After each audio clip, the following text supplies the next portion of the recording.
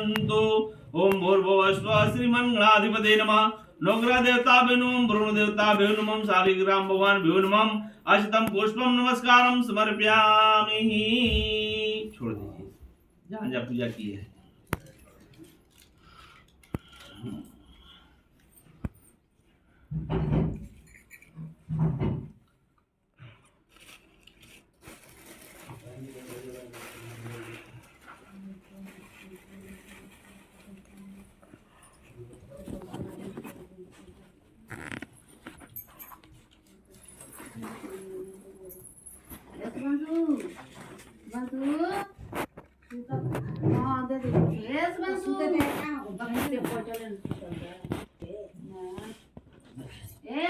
ओम घोरघोरम करुणावतारम संसार सारम भुजगेन्द्रहारम सदा वसंतम हृदयारविंद्रे भवं भवानी सहितं नमामि। भवं भवानी सहितं नमामि। तमेव माता च पिता तमेव बन्धो च शिखा तमेव विद्या द्रविणं तमेव सर्वं मम देव तमेव सर्वं मम देव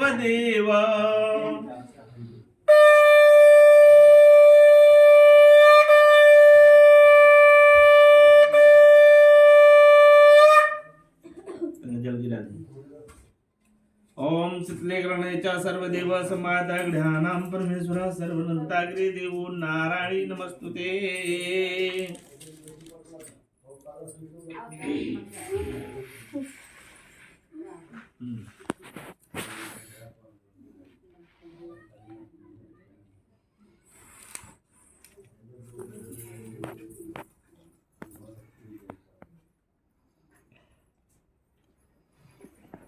कथा संस्कृत में सुनाऊंगा कि हिंदी में सुन। हाँ तो टाइम लगेगा, आप लगाइए मत। हिंदी में समझ सबको ही समझ में, संस्कृत में मुझे तो आएगा बट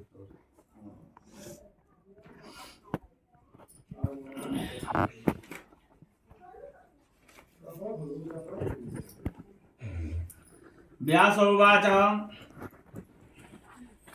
व्यास जी बोले कि एक समय नौवीं साढ़ तीर्थ में शौनक आदि 88,000 ऋषियों ने पुराण वेता श्री सूत जी से पूछा कि जिस व्रत अथवा तप से अपना अपना फल प्राप्त हो उसको हमारी सुनने की इच्छा है। आप महेश्वर आप हमसे कहिए, शांत होकर कथा सुनिए।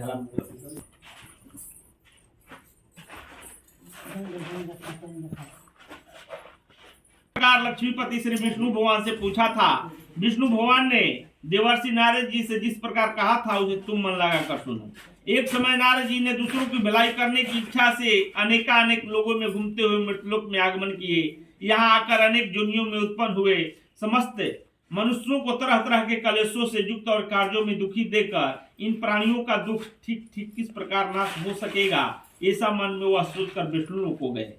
वहां श्वेत वर्ण और 4 भुजाओं वाले देवों के ईश्वर नारायण जी का जिनके हाथों में शंख तथा बनमाला पहने हुए थे देखकर स्तुति करने लगे।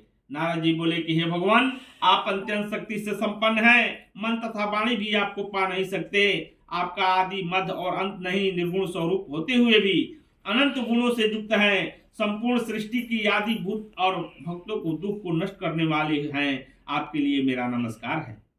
नारद जी की विनती सुनकर भगवान विष्णु ने दर्शन दिए और बोले कि हे मुनि, वह सब अपना मनोरथ तुम मुझसे कहो, उन सब का मैं उत्तर दूंगा।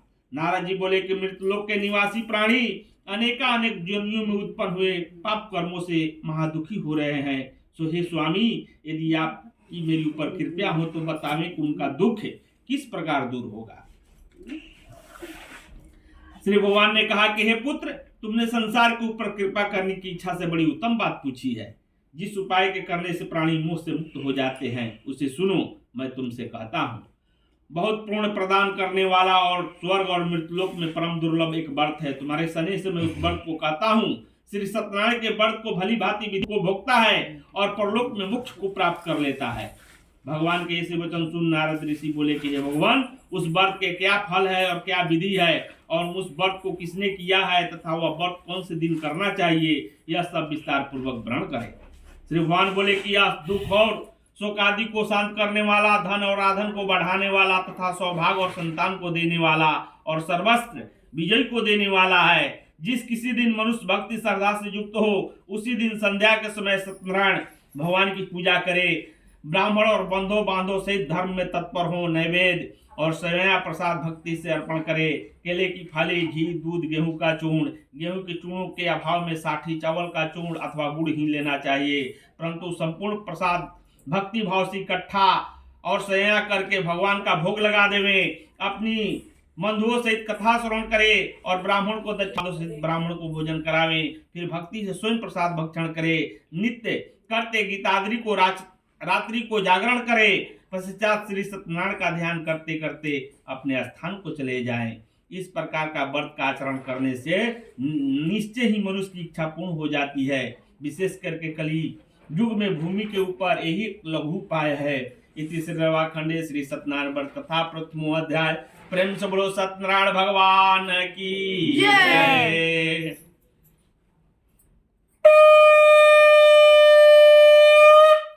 छोड़ दीजिए हाँ।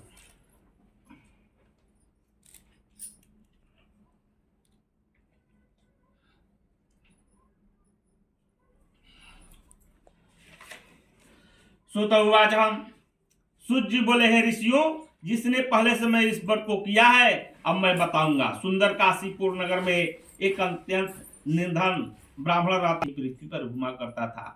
ब्राह्मण से प्रेम करने वाले भगवान ने ब्राह्मण को दुखी देखकर बुढ़े ब्राह्मण का रूप धर उसके पास जा आदर के साथ पूछा कि हे विप्र, नित्य दुखी हुआ क्यों पृथ्वी पर घूमते हो? हे श्रेष्ठ ब्राह्मण, वह सब मुझसे कहो, मैं सुनना चाहता हूँ।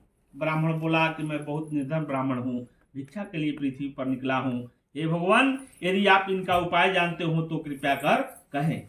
वृद्ध ब्राह्मण बोला कि सत्यनारायण भगवान मन चाहे फल को देने वाले हैं, इसीलिए हे ब्राह्मण, तुम उनका पूजन और व्रत करो, जिसको करने से मनुष्य दुखों से मुक्त हो जाते हैं। ब्राह्मण को इस व्रत का सारा विधान बतलाकर बुढ़े ब्राह्मण का रूप धारण करने वाले सत्यनारायण भगवान वहीं अंतर ध्यान हो गए। जिस व्रत को वृद्ध ब्राह्मण ने बतलाया है मैं उसको करूंगा, यह निश्चय करके उस ब्राह्मण को नींद न आई। वह सवेरे उठकर सत्यनारायण के व्रत का निश्चय कर ब्राह्मण भिक्षा के लिए चला। उस दिन ब्राह्मण को भिक्षा में बहुत धन मिला, जिससे बंधुओं बांधवों के साथ उसने सत्यनारायण का व्रत किया। इस व्रत के प्रभाव से वह सब दुख से छूटकर अनेक प्रकार के संपत्तियों से युक्त हुआ। उस इस व्रत को करता। इस तरह सत्यनारायण भगवान के इस व्रत को करके वह ब्राह्मण सब पापों से छूटकर मोक्ष को प्राप्त हुआ। आगे भी पृथ्वी पर जो सत्यनारायण का व्रत करेगा तो वह मनुष्य सब पापों से छूट जाएगा। इस तरह नारद मुनि नारायण का कहा हुआ व्रत मैंने तुमसे कहा। ये विप्र, अब क्या कहूँ? ऋषि बोले, मुनि, संसार में उस ब्राह्मण से सुनकर किस किसने इस व्रत को किया है, हम सब सुनना चाहते हैं। इसके सुनने हमारे हृदय में बड़ी श्रद्धा है।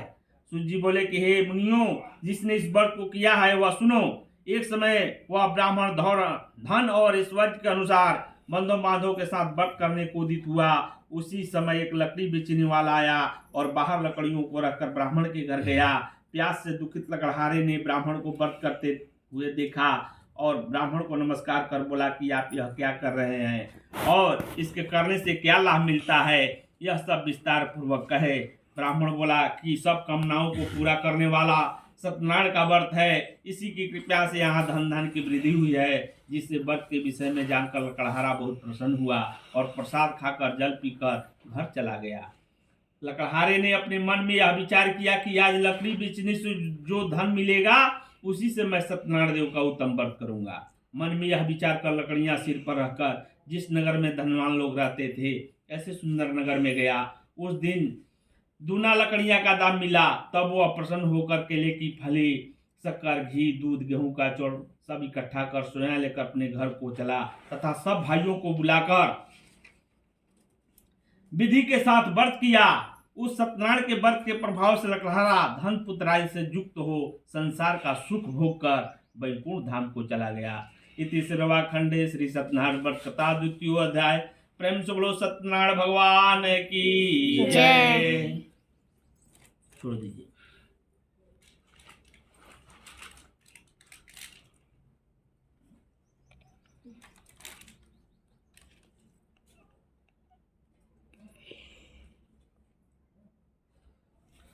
सुतवाच हम सूत जी बोले, हे श्रेष्ठ मुनियों, अब आगे की कथा कहता हूं सुनो। पहले समय में उल्का मुख नाम का एक बुद्धिमान राजा था। वह सत्यवाक और जितेंद्रिय था।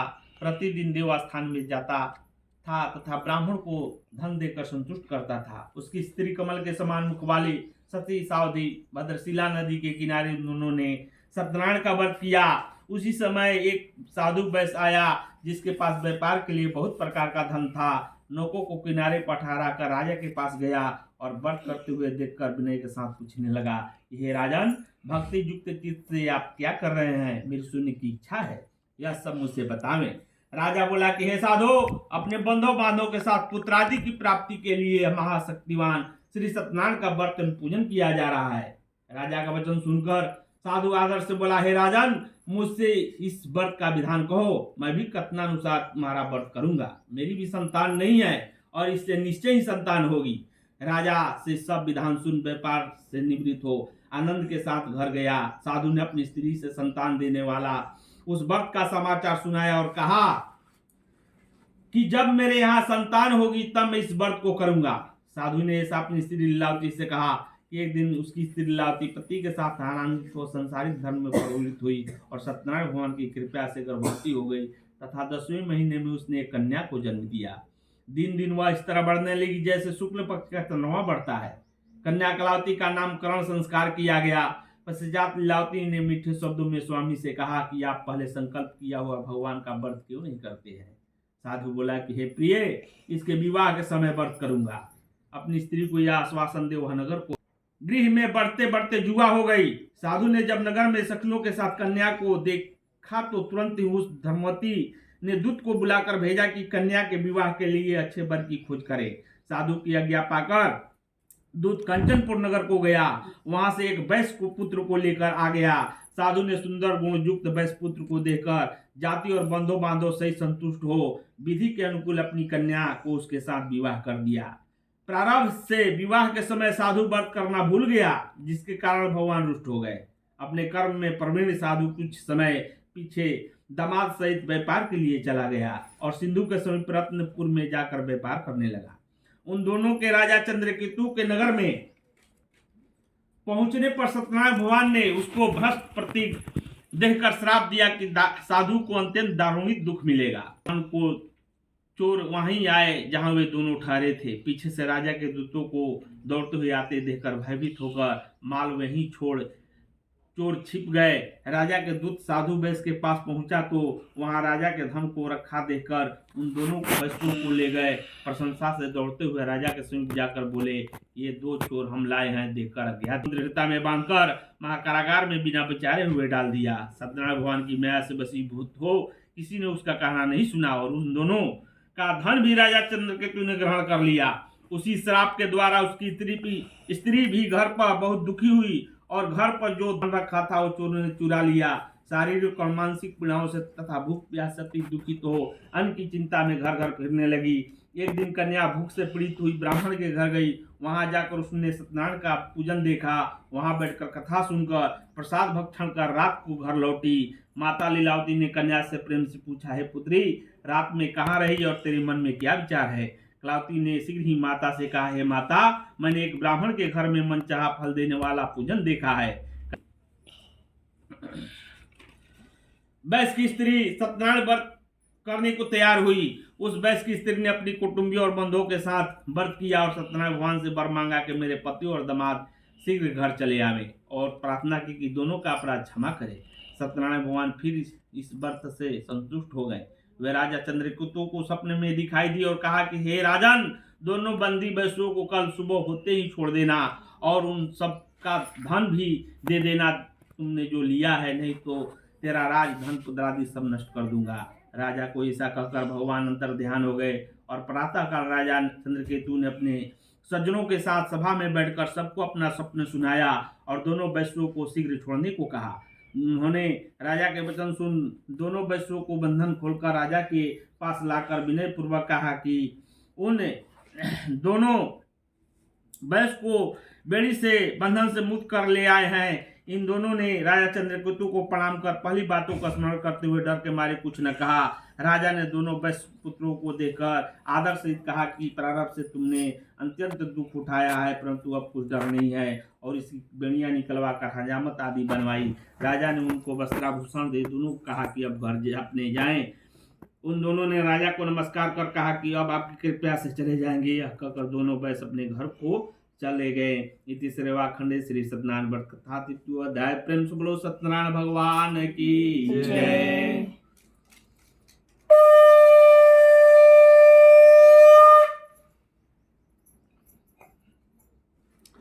गोड़ दुखाई तो गोड़ मोड़ ले को भाई। हाँ